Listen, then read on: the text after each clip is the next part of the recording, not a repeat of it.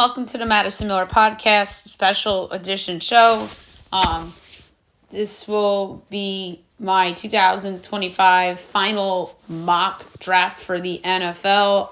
I will reveal it, and then we will compare to other mock drafts as well, like we did on yesterday's show. And then at the end, we'll talk a little bit of the playoffs in each damn NBA and Stanley Cup. So without further ado, number one, Tennessee Titans, Cam Ward, quarterback, Miami. It seems like a fait accompli that the Titans will take Ward first, considering not addressing the quarterback position in free agency. The need a quarterback is clear, with Will Levis not being the answer, and Ward can bring stability and competence at the position. And all of these mock drafts: Pete Prisco of CBS Sports, Cam Ward; Lance Zierlein of NFL Network, Cam Ward; NBC Sports' Connor Rogers has Cam Ward, and Albert Breer of Sports Illustrated has Cam Ward. Number two, the Cleveland Browns, Travis Hunter, cornerback, wide receiver, Colorado. The Browns pass on the opportunity to select the quarterback and go with the draft's best player in Hunter. Whether it's a wide receiver or cornerback, Hunter will flash his advanced running routes and patience in pass coverage. And all four, Pete Prisco, Lance Zierlein, Connor Rogers, Albert Breer, all have Travis Hunter as well. Number three, the New York Giants, Abdul Carter, edge, Penn State. The Giants rightfully pass on a quarterback here with Cam Ward off the board as they go with the best player available in Carter. He has great athleticism and super explosive. Is super explosive, which will make the Giants' fronts having scary, along with Brian Burns, Dexter Lawrence, and Kayvon Thibodeau. Prisco, Zierlein, Rogers, Albert Breer all have Abdul Carter. Four, the New England Patriots, Will Campbell, offensive tackle, LSU. The Patriots have some options here. Four, and Campbell here makes sense. He is solid in pass protection, has exceptional football IQ, and would be a good protector for Drake May. Prisco, Zierlein, Rogers, and Breer all have Will Campbell. So where the draft really begins might be at 5, because if that's 1, 2, 3, 4, then that's 1, 2, 3, 4. The draft really starts at 5 with Jacksonville.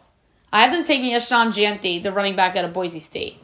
The Jaguars here go with the win-now pick with Jeanty, trying to revitalize their offense around Trevor Lawrence.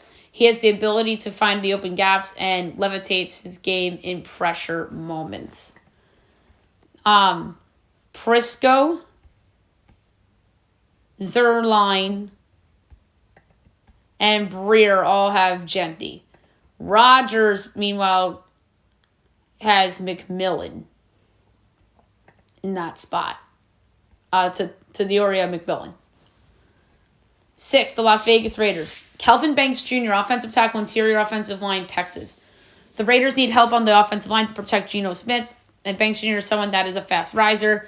He is a masterful technician in combination blocks and is a fluid athlete in space with impressive burst. All right, so Prisco and Zierlein each have Banks Jr. That's a fast riser. Rogers has Membo, and Breer also has Banks Jr. 7, the New York Jets. Armand Membo, offensive tackle, Missouri. The Jets pass on a quarterback here and go with the future need pick with the tackle in Membo. He has great body control that allows him to mirror pass rushers and shows great athletic traits that translate to the field. So, Prisco has Membo. Zierlein has Tyler Warren. So does Rogers. And Breer has Membo. 8, the Carolina Panthers. Jalen Walker, linebacker, edge, Georgia. The Panthers' defense is one of the worst in the league a year ago, so it makes sense for them to go pass rush here.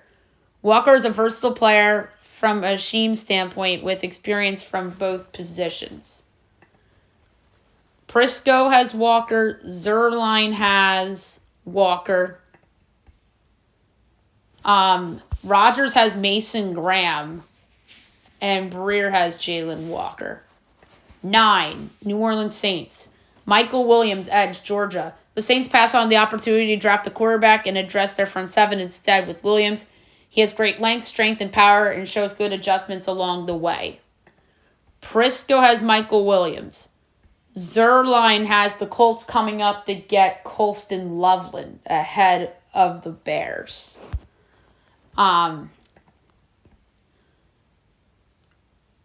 Rodgers has Kelvin Banks, and Breer has Michael Williams. 10, the Chicago Bears. Tyler Warren, tight end, Penn State. The Bears should be addressing defense with this pick, but I also see the fascination for a win-now draft pick with giving Caleb Williams a pass catcher. Warren is a dynamic weapon after the catch and shows reliable hands in traffic. Prisco has Loveland. Zerline has Omari and Hampton. I think that's a reach. Unless they think he's like a Gibbs kind of player. The NBC Sports, that's Connor Rogers, has Genty. Although there's a lot of buzz about the Bears coming up to get Genty because there's a report out there that one of the sports books has Genty favored to go 5th, but also favored to go get drafted by the Bears. What does that tell you? Vegas knows. And then Breer has Tyler Warren at 10. 11, the San Francisco 49ers. Walter Nolan, defensive lineman, Ole Miss. The 49ers have a lot of areas they can choose from here, and this final mock, I have them addressing their front seven and taking a fast riser in Nolan. He is quick off the ball to shoot gaps and blow up plays. So Prisco is Nolan. Zerline has Mason Graham. Rodgers has Walter Nolan, and so does Albert Breer. 12, the Dallas Cowboys. Matthew Golden, wide receiver, Texas. The Cowboys go with the typical Cowboys head-turning pick with going with Golden here to pair with CeeDee Lamb. He's an explosive player after the catch and is a good special teams player, too. Prisco has Tatoria McMillan. Zierlein, not Zerline, I apologize there,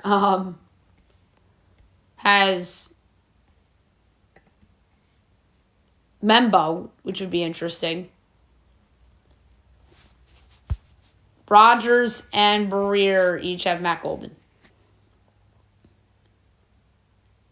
But the funny thing is that Breer writes in his column that Gray Zabel could go up to 12. That's wild. I mean, it would make sense for Dallas because they need a replacement for Zach Martin, who retired. 13, the Miami Dolphins. Mason Graham, defensive lineman, Michigan. Graham was to be a top 5 pick. At one point, so you could argue this is a steal for the Dolphins. Graham is a versatile player that can line up anywhere and brings a nasty demeanor to the trenches. So Prisco has Graham. Zierlein has Nolan. Rodgers has Jahdae Barron out of Texas. And then that's why I had there in my last mock. And then Breer has Mason Graham. 14, Indianapolis Colts. Colston Loveland, tight end, Michigan. The Colts need more offensive weapons, especially in the passing game, around Anthony Richardson, and Loveland here makes sense. Despite coming off an injury, he has burst speed and separation skill. Prisco has Tyler Warren.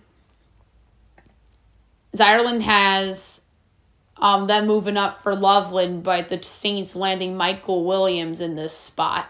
I should have brought that up when I was doing the Saints. Rodgers has Jalen Walker, and Breer has Loveland. 15, the Atlanta Falcons. James Pierce Jr., edge rusher, Tennessee. The Falcons really do need young blood on defense, and Pierce Jr. here could be a reach, but also a fast riser. Pierce Jr. is a force to be reckoned with and has high football IQ with his ability to diagnose screen plays. All right, Prisco has Pierce. Zierlein has Chambers Stewart.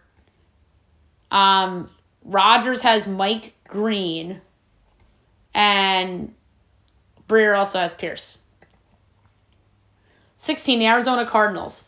Jahad Campbell, inside linebacker, Alabama. The Cardinals need a lot of help on the defensive side of the ball, and Campbell here makes sense. He has an explosive first jump off the tape and brings serious pop as a tackler with efficiency. Prisco has Campbell. Ireland has Tyler Booker. Rogers has Michael Williams, and Breer has Campbell. 17, the Cincinnati Bengals. Derek Harmon, defensive line, Oregon. The Bengals need help on the pass rush, and Harmon here would be a fine choice. He is a power player that brings elite upper body strength and core stability and good at reading block schemes and making adjustments on the fly. So, Prisco has Harmon. Ireland has Zabel. Rogers has Derek Harmon, and Breer has Barron.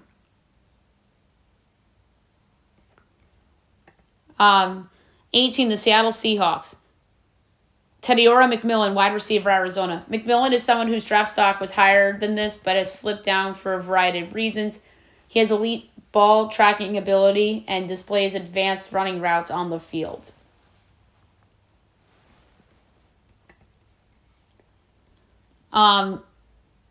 Prisco has Nick Emenwari out of South Carolina, the safety.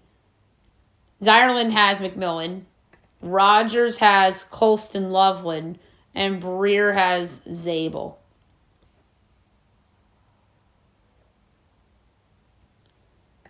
Um, 19, the Tampa Bay Buccaneers. Donovan Izaraku, edge, Boston College. Izaraku here to the Bucs makes a lot of sense considering they have a need at the position. He is a masterful technician who strings together pass rush moves with the timing and grace of a veteran. Prisco has Maxwell Hairston to the Bucs. Ireland has Jahdae Barron. Rogers has Donovan Izaraku. And so does Albert Breer. 20, the Denver Broncos. Emeka Egbuka, wide receiver, Ohio State. Egbuka is a fast riser here on draft day, and the Broncos make sense here at the idea of giving Bo Nix more pass catchers. Egbuka's ability to attack multiple coverages combined with his hard-nosed blocking will intrigue teams. Prisco, Ireland, and Rogers all have Egbuka. Breer has Travion Henderson out of Ohio State.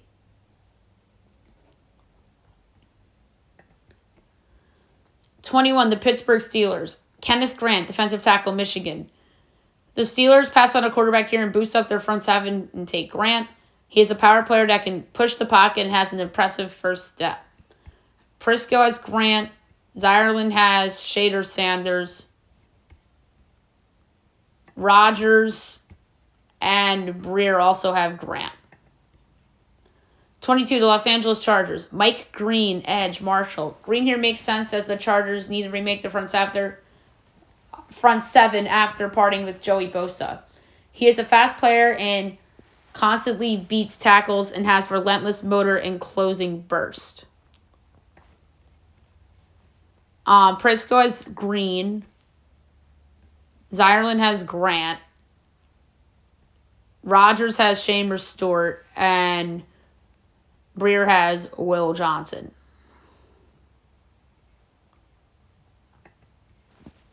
Um, 23, the Green Bay Packers. Will Johnson, cornerback, Michigan. The Packers are a wild card in the first round, and Johnson here makes sense. His stock dropped due to missing time with an injury, but has elite football IQ that shows up in zone coverage and nasty competitive streak and press coverage. Prisco has Matt Golden. Ireland here has Matt Golden. Rogers has Johnson. Will Johnson. And Breer has McMillan. 24, the Minnesota Vikings. Malachi Stark, safety, Georgia. The Vikings are a team that people think could trade back, but they stay put and go with the need pick. Starks has a rare combination of track speed and violent physicality that shows up in his tackling and shows advanced hand usage against blockers in the box. Prisco has Starks. Zireland has Hairston. Rodgers has the Giants trading up to the spot to take Shade or Sanders.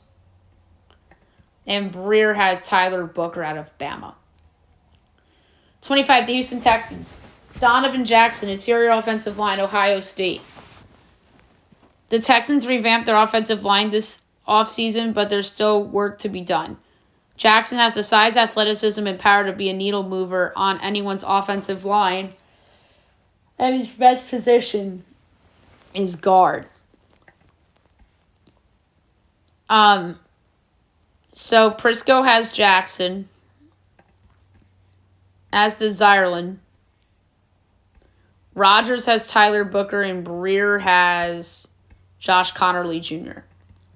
26, the Los Angeles Rams. Maxwell Hairston, cornerback, Kentucky. The Rams have several needs with a lot of their veterans either retiring or being cut. Hairston possesses an elite feel for zone coverage and demonstrates exceptional closing bursts to the football. So, Pete Prisco has LSU tight end Mason Taylor. It's a fast riser name. Zireland has Jahad Campbell. Rodgers has Jahad Campbell. Breer has Igbuka. 27, the Baltimore Ravens. Shane Stewart, defensive line edge, Texas A&M. The Ravens are going to get a steal here with Stewart, who was mocked as high as 10th to the Bears.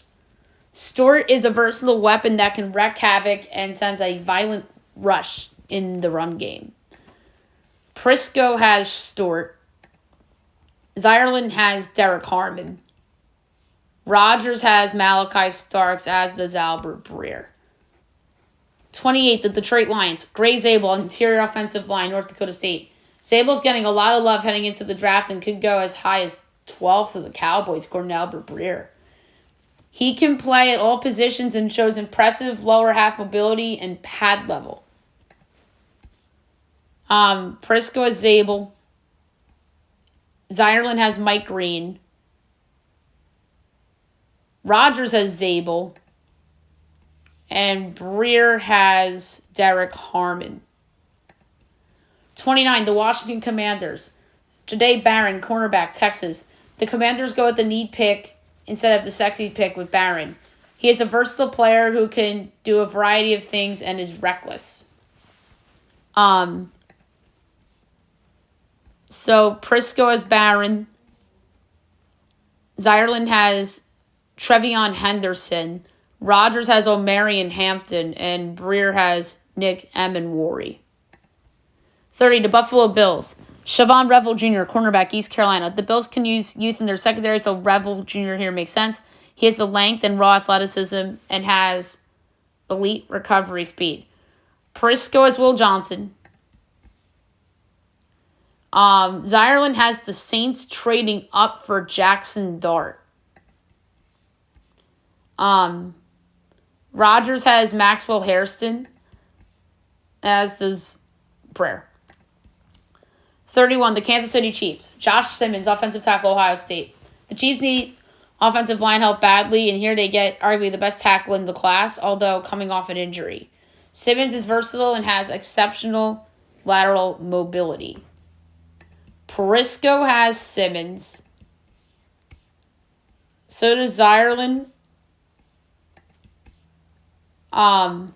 Rodgers has Connerly Jr. and Breer has Shane Stewart. And 32, the Philadelphia Eagles. Josh Connerly Jr., offensive tackle, Oregon.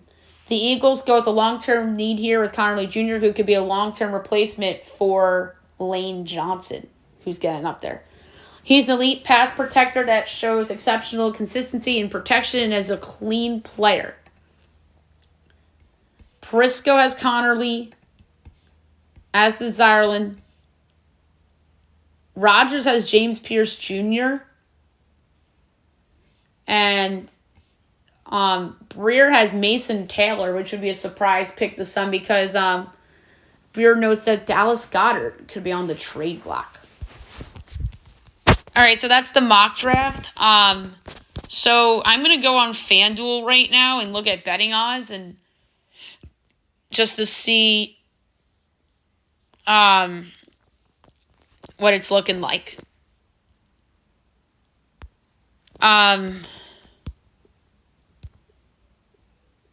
So Cam Ward is a minus 50,000 favorite to go number 1 overall. Travis Hunter is minus 3,500 to go 2.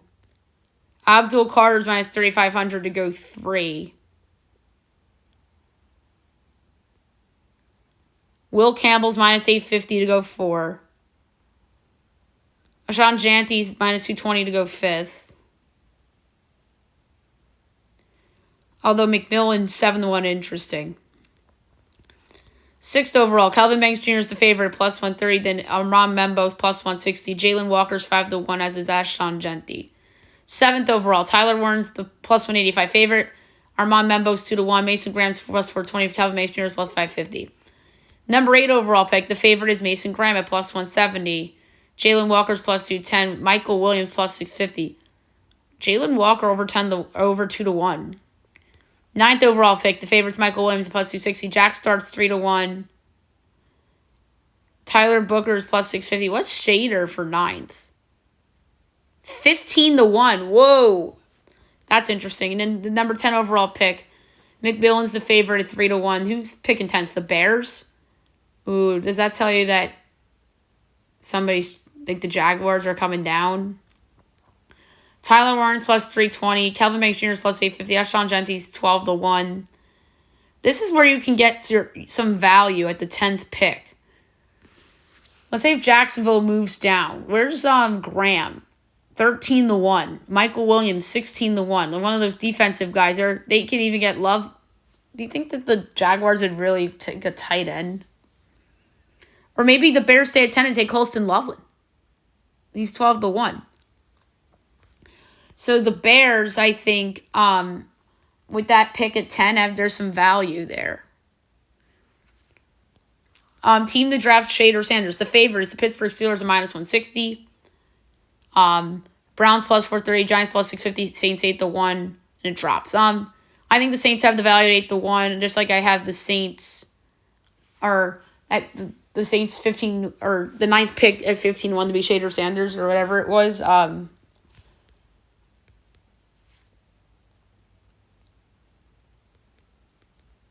Yeah, it was 9 because that's New Orleans. So I think the Saints at 8-1 also has some value. Ashawn Genty, the favorites, the Bears at minus 180. Oh yeah, so this is the sports book that has Genty going 5th and the Bears being the favorite to draft them. So they must know the Bears are moving up to 5 or something.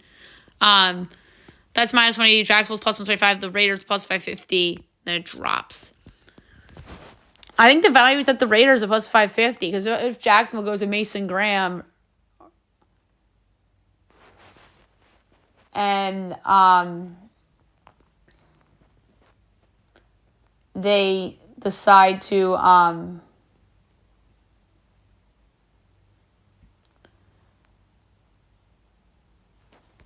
or they go with somebody else.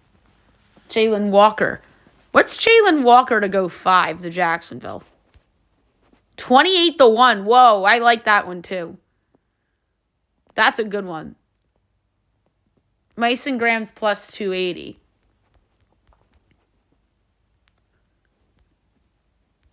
And then what if the Bears decide to go defense? I mean, Mason Graham does have some value of 13-1 as well. They go 10th.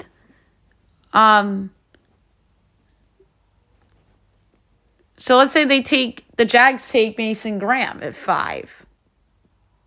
And it's in there for the Raiders to take Genty at 6. So you never know. Jack Start, the favorite is the Giants at minus 135. New Orleans plus 250. Cleveland plus 650. Steelers plus 850. I think the Steelers have valued at plus 850. They need a quarterback. Jalen Milroe, the Browns are the favorite, plus 230. The Giants plus 430. Steelers plus 650, so is New Orleans. There could be value on somebody like...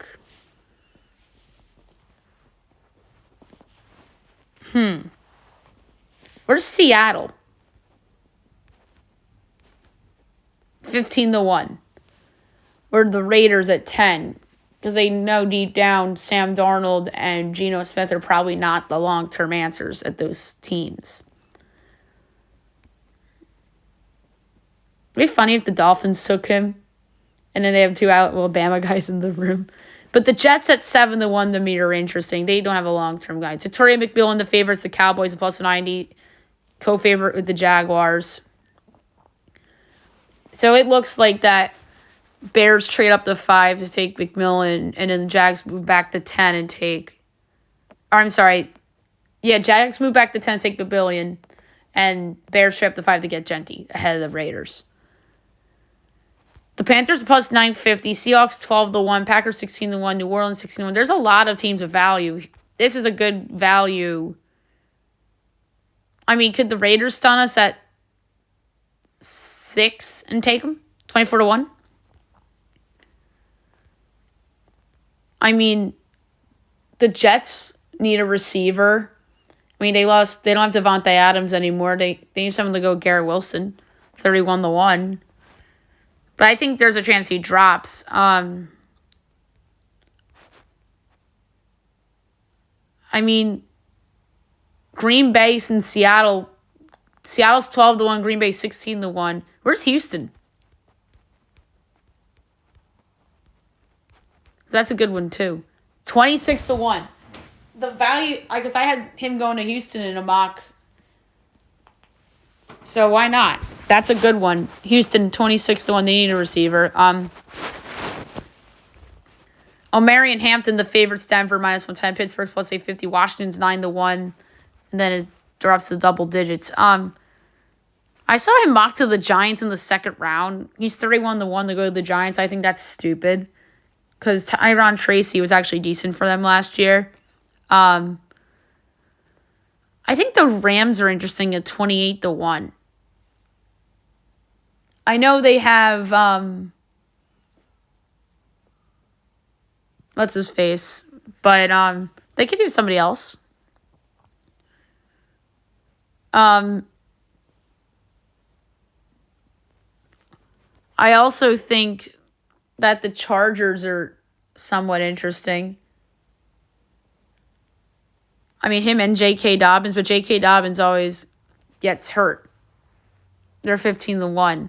I mean, the Bears are 15-1. That's an interesting one because if they're in a nightmare scenario and maybe they move back and take him, somebody else moves up to leapfrog. Who's at 11? The Niners to take the D tackle. And the Bears don't need a D tackle. They can move back to whomever, and then Marion Hampton could be their pick. Maybe they move back to the team ahead of the Broncos and take some Marion Hampton. So, I mean, the Bears are interesting at 15-1 for Marion Hampton. And then Cam Scabetto, who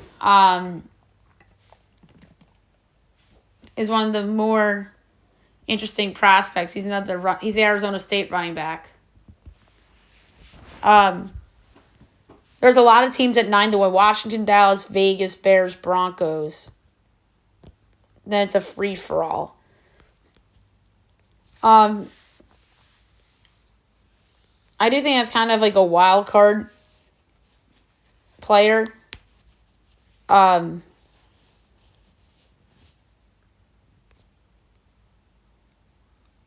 I think you could throw a dart at this is the you can throw your dart kind of pick.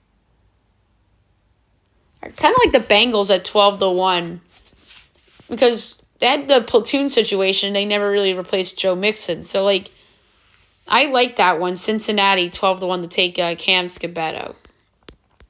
Ooh, I love the draft position per team. Arizona's favorite to take a D-line edge plus 140. And then O-line's plus 230. Wideouts plus 330. Any value on anybody? I mean, could that be a trade back team and they take a safety? 34-1? But linebacker, Jahad Campbell, 9-1. That's a good one. That's a good one. Atlanta, the favorites, D-line edge, minus 550. Any other value on the board? I mean, could they go linebacker and leapfrog the Cards for Jahad Campbell? That's another one, 9-1. I like that one. Ravens, favorites, D-line edge at even money. Safeties, 3-1. O-line and corner plus 430 each. I mean, I seen wide receivers mocked to the Ravens. I mean, they added DeAndre Hopkins, but he really didn't do anything on the Chiefs. To me, he's a kind of washed. So wide receiver 14-1 is kind of interesting for the Ravens. Bills. Favorite is D-line edge minus 135, corners plus 190, safety plus 750. I mean, that's an interesting one. I think O-line has value at 10-1 because you could always use O-line. Cincy, first player drafted, D-line edge is minus 270, then corners plus 430, O-line's 9-1. I think that, again, 15-1. I mean, Campbell, that could be a Campbell team. Dallas, wide receiver minus 200, O-line plus 270, D-line edge plus 750. I mean, could somebody come up and get Golden from them? I mean, but I don't see a scenario where both those guys are off the board at 12. But O-line, I guess, has some value plus 270. If you really think that the North Dakota State kid could go there. Broncos, running backs minus 180, wideouts plus 430, tight end plus 470, D-line 6-1, then it drops. So,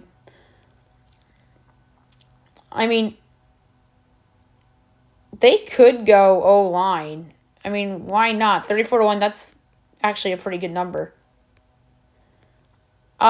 Detroit, D-line edge is minus 140, O-line plus 175, wideout 9-1, then it drops. They don't have a lot of needs. O-line at plus money, I think, is a good one. At over plus 150. Green Bay, D-line edge is plus 115, corner plus 145, wideout plus 470, then it drops. So the value would be on wideout at over plus 450. I would say Houston, O-line's minus 330, wideouts plus 550, D-line's plus 650, so is tight end. Wide receivers value plus 550. Indy, tight end's minus 160, O-line's 3-1, D-line is plus 650. Where's wide receiver?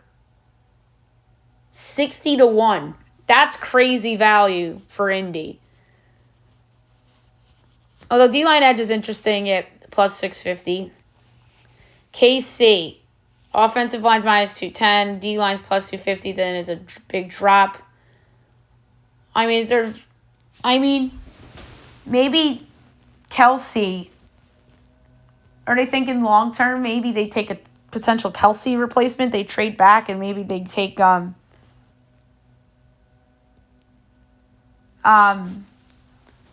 LSU kid. 29-1 is kind of interesting. Chargers.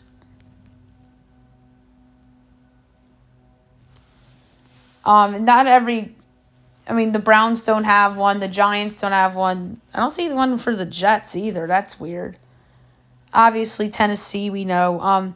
Chargers, D-line edge plus 125, tight end plus 430, wideout plus 490, running back 5-1, O-line 6-1, corner 9-1. So, a lot of shorter odds for some of these. I think there's value on corner at 9-1. Rams, corner plus 210, O-line 3-1, quarterback 5-1, tight end 6-1, wideout 9-1, linebacker 9-1, D-line edge 9-1. I think D-line edge has some value at 9-1.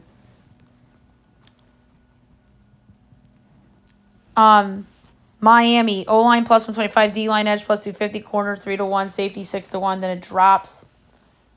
I do think that corners in play for them. That 3-1's a good number. Mini, corners plus 180, D-line 3-1, safety plus 320, O-line plus 420. Then everything drops.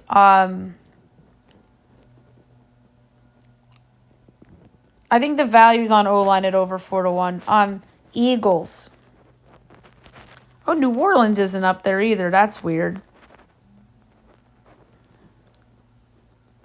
Jacksonville, I think because they know stuff. Eagles, D-line edge plus 110, O-line plus 420, tight end plus 550, safety 6-1, corners plus 650, linebacker plus 750, wideout 12-1, and running back and quarterback are relevant. Tight end plus 550 is interesting because of what Albert Breer had. But I think there's value on a corner at plus 650. Steelers, quarterback minus 135, D-line edge plus 170, wideout plus 650. Then an LL drops. I think offensive line, that won't be shocking if that's where the Steelers go. That's 19-1. San Francisco, D-line edge minus 125, O-line plus 125, corner plus 650, then it drops. I guess O-line at the plus 125 if you want to just be cheap about it. But corner plus 650 does have value too. Seahawks, O-line minus 120, wideout plus 390, tight end plus 550, D-line edge 9-1, safety 950, then it drops. So I would say D-line edge has value at 9-1 there. Bucks, D-line edge plus 170, linebacker plus 230, corner plus 380, wideout 5-1, O-line 11-1, safety 12-1. Tight end interesting at 16-1. Interesting. I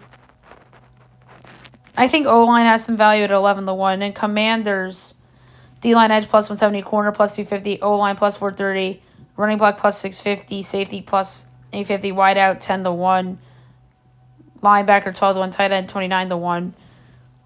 I know that a lot of people like to put in exciting players for Washington, so wide receiver at 10-1 is kind of interesting for them from a value.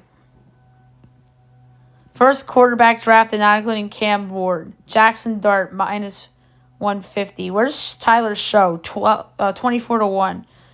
Shader Sanders even money. Jackson Dart's minus 150 favorite. Milrow plus 2,400 as a Tyler Show. First running back, not including Genty. Omarion Hampton minus 180. Trevion Henderson plus 110. Then it's a big drop-off. Henderson plus money is interesting. First receiver drafted, not including Travis Hunter. McMillan's minus 430. So that they must think that he isn't slipping. Golden plus 210. Egbuka's 34-1. I wonder what second receiver drafted is in case McMillan falls. So Golden plus 210. First tight end drafted. Tyler Warren's minus 1,100. And Colston Loughlin's plus 430. First offensive lineman drafted. Will Campbell minus 3,500. We know. First D-line edge, not including Abdul Carter. Mason Graham's minus 310. Michael Williams is plus 230. Where's Walker?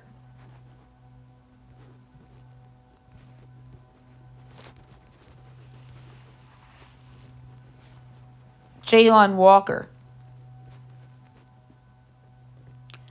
So I guess he's considered a linebacker. So I guess Michael Williams may have the value there. And first D-back drafted, not including Travis Hunter. Jade Barron minus 135. Will Johnson plus 390. Maxwell Hairston 6-1. Malachi Starks plus 650. I would say Hairston may have value at 6-1, but I would say Will Johnson is more likely plus 390, but Hairston is the value. Draft exacta. Ward, Hunter, Carter, Campbell, Genty's a minus 200 favorite.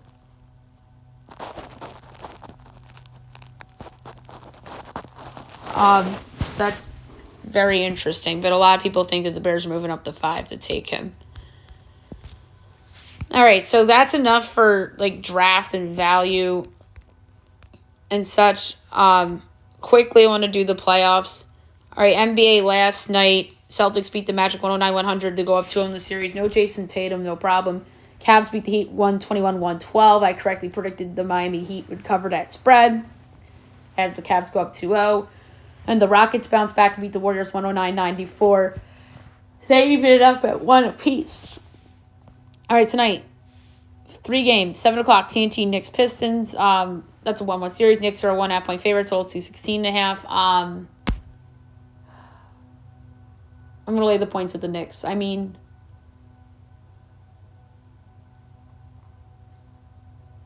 I know that people are like, oh, that's a trap line. Yeah, call me a homer. Karl Anthony Towns needs to be better than he was on Monday night. The Knicks have 2 days of rest, which helps their guys. So Towns only had 10 points in the game and 6 rebounds and 4 fouls. He was terrible. It was kind of like those narratives about him were coming back. And then Mikal Bridges wasn't good in that game either. I think both those guys are going to be better. Brunson will be Brunson. They should win that game and go up 2-0. Thunder Grizzlies, 9:30 TNT. OKC is a 9.5-point road favorite, so it's 28.5. I'll lay with OKC. The Grizzlies are just bad. Nuggets, Clippers, 10 o'clock NBA TV. That's a 1-1 series. Clippers are a 5.5-point home favorite, so it's 13.5. That's way too high of a line. I don't think the Nuggets are going to win outright, but I think they're going to cover the spread. I'm going to say Clippers close. Clutch Kawhi Leonard. So I'm taking the Nuggets to cover 5.5, but I think the Clippers will go up 2-1. I picked the Clippers in the series as well. Look ahead to the weekend just in case I don't pop on tomorrow, which I probably will pop on tomorrow. So Friday night, 7 o'clock on ESPN, East round 1, game 3, Celtics Magic. We'll see if Tatum comes back for that. ESPN U Friday night and NBA TV, Pacers Bucks, game 3. And then Friday night, 9:30 ESPN, Lakers T-Wolves. I think that's the most interesting game on the board on Friday night. Most interesting game tonight to me is Knicks Pistons, for obvious reasons. I think most interesting game tomorrow night is Lakers T-Wolves. Saturday, 1 o'clock TNT, game 3 Cavs Heat. 3:30 TNT Thunder Grizz. 6 o'clock TNT Nuggets Clips. And 8:30 ABC Rockets Golden State. So of the 2 game 3s, the most interesting one I think is Rockets Golden State, only because Golden State needs to bounce back. The Knicks are under more pressure tonight than Golden State is on Saturday. But the Warriors to me are the team under the most pressure on Saturday. And then the Knicks are obviously the team under the most pressure tonight, hands down. And then Sunday, all game 4s, 1 o'clock ABC's Knicks Pistons, 3:30 ABC's Lakers T-Wolves, 7 o'clock TNT Celtics Magic game 4, and then Pacers Bucks game 4 is Sunday at 9:30 TNT. Of the 2-0 series, is anybody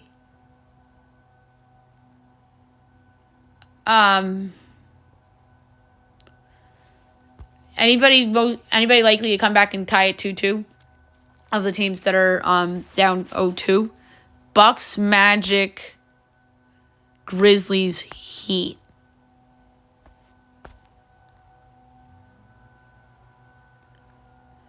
Every other series is 1-1. Lakers T-Wolves is 1-1. Knicks Pistons is 1-1. Nuggets Clippers is 1-1. So is the Golden State series with the Rockets. Most likely to come back from 0-2. I mean, the answer might be the Magic if Jason Tatum isn't back. That would be the answer if Jason Tatum wasn't back. But the reality is, as the Ringer's Bill Simmons says, the zombie Heat. The Heat hung around with Cleveland. And that crowd's usually good in the playoffs. I don't think it's going to be Memphis. OKC's just too dominant. I mean, the case for the Bucks is Giannis and Dame being back. So the answer probably is the Bucks. I mean, there is a Heat case and there is a Magic case. But I would say the most likely team is actually the Bucks, not the Heat, because of Giannis. Although Eric Spoelstra is a really good mastermind in the postseason. I mean, there is an argument for that. But I say most likely team to come back from 2-0 down is the Bucks. Most likely sweep. Most likely sweep. Oh, Grizzlies OKC. I picked that to be a sweep. I picked Celtics Magic to be a sweep too, but Tatum being not healthy is a problem for Boston in my opinion. So OKC's the easy answer for that. And then the Heat. Like Eric Spoelstra. Like I did pick the Cavs to sweep Miami, but past history, if I bet my life on one team to sweep the other, it's OKC. That's who I trust the most. And then the Stanley Cup playoffs.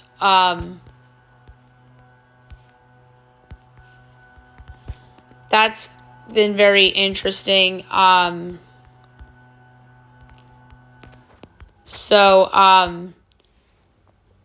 night's results, Capitals beat the Habs 3-1 to go up 2-0.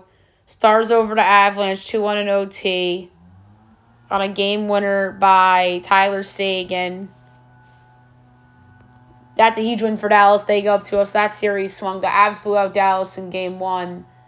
And now all of a sudden... Or did the... Was that a blowout? Why do I feel like that was a blowout on Saturday night? Yeah, the Avs did beat the Stars. And then overtime on overtime. And then Dallas has just been lucky. And then now they're up 2-1. And Colorado's probably looking at themselves saying, we should probably be up 3-0. That's not how it works in the Stanley Cup playoffs, my friends. And then the Kings beat the Oilers, and they're up 2-0. And Edmonton has to be kicking themselves a little bit because if they completed that comeback, that's a 1-1 series. So there's a lot of what-ifs and stuff. All right, so we have a Game 2 and 3 Game 3. So 6:30 TBS is Panthers Lightning Game 3. Or Game 2, my bad. 7 o'clock ESPN 2 Leafs Sens Game 3. 9 o'clock TBS Game 3 Golden Knights Wild. And then 9:30 ESPN 2 Game 3 Jets Blues. So Panthers Bolts. Tampa's minus 125. Bolts are plus. Or I'm sorry, the Panthers are plus 105 and the total's 5.5. All right. I think the Lightning probably even this baby up tonight, but my pick of the game is going to be the under because of the goalies. Leafs Sens. Toronto's actually a underdog in this game, which is crazy. I'm going to go with the over 5.5 goals. That's minus 115. And then the under's even money in the Florida-Tampa game. So those are good picks. So Vegas minus 165, Minnesota plus 140, over unders 5.5, overs minus 115, unders minus 105. I think in this game, Aiden Hill's going to bounce back. Vegas should win. I'm going to go under 5.5, minus 105. And then Jets Blues. Winnipeg's minus 120, Blues even money, over under 5.5, overs plus 125, unders minus 155. I don't remember. I think I had Jets in 5 in this series. I don't remember if I had Jets sweep or Jets in 5. I don't remember. But I'm going to go the over at plus money tonight. I think this is a good offensive game for the Jets. So I'm going to say Bolts even it up at 1 apiece. They're under a lot of pressure tonight. Sens get on the board in the series. Golden Knights win and Winnipeg wins. And then Friday night is Game 3, Caps Habs. Probably going to be on ESPN 2. 8 o'clock on TBS, Friday night's Hurricanes Devils Game 3. And then 10 o'clock probably on ESPN 2's Kings Oilers Game 3. But oh boy, there's a lot of pressure on the Edmonton Oilers in their Game 3. Are they under more? I mean, they're under the most pressure of anybody in hockey on tomorrow night for sure. Under the most pressure tonight is probably...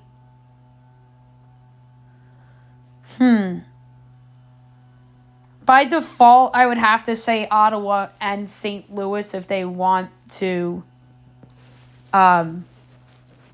make them series.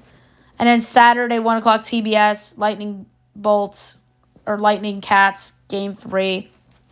4 o'clock TBS, Game 4, Golden Knights Wild. 7 o'clock TBS, Game 4, Leafs Sens. 9:30 TBS, Stars Avs, Game 4. And then Sunday, all Game 4s. 1 o'clock TBS, Jets Blues. 3:30 TBS, Canes Devils. 6:30, probably on ESPN, Caps Habs. And then 9:30, Game 4, Kings Oilers. Team under the most pressure this weekend is the Oilers, and they're most likely the team to come back from 2-0 down without a doubt. Team most likely to be swept. I'm going to say Montreal. I predicted that they were going to get swept. You could argue New Jersey, but I think that they're more likely to win a game than Montreal. I just am not high on this Montreal team at all. I just don't think they belonged in the playoffs, and I think they're in it because the Rangers underachieved. That's just my opinion. I should say the Rangers and the Islanders underachieved, and both those teams I think are a little bit better than Montreal. And Columbus in there would have been a fun story. That would have been exciting. And that would have been a great, it's just a great, it would have been amazing if they were in it the year, the season they've had, and dealing with the big loss of Johnny Gaudreau. I mean, they deserve to be in there, I felt, because of how hard they played all year. But yeah, most likely to come back and tie the series, Edmonton. Most likely to get swept is Montreal. Team under the most pressure, Edmonton, for sure. So, it's going to be an interesting weekend in hockey and in the NBA, and that's it for the show. And I hope to see you all again soon and talk to you guys tomorrow.